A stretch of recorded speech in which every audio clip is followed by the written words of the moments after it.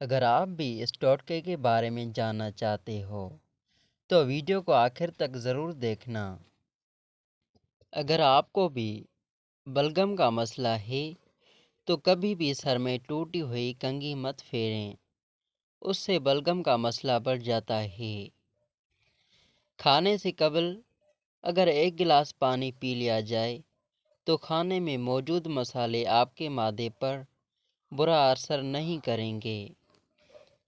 لیمو ایک قدرتی بلیچ ہے جو جراثیم کو دور کرتا ہے۔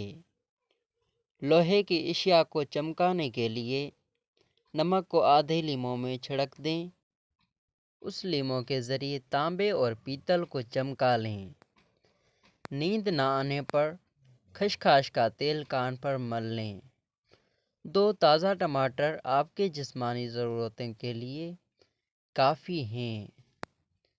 شبنم کے قطرے چہرے پر لگانے سے چہرے کی رنگت نکھر آتی ہے اور چہرہ بچوں کے جیسا نرم اور ملائم ہو جاتا ہے۔ انڈوں کو ابالنے کے بعد کچھ دیر کے لیے ٹھنڈے پانی میں رکھ دینے سے چھلکے آرام سے اتر جائیں گے۔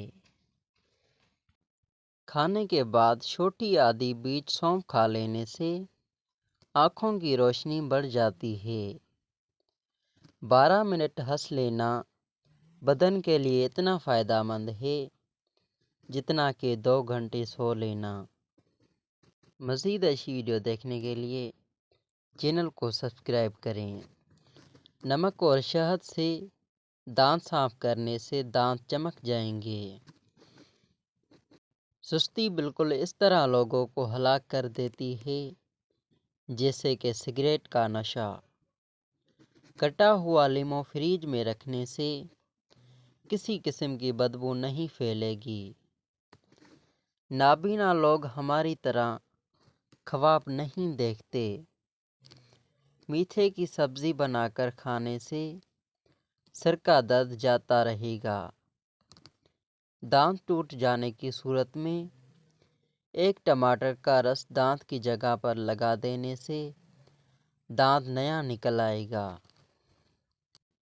نہارا منہ میتھی دانہ چوس لینے سے بڑھاپا 70 سال تک نہیں آئے گا۔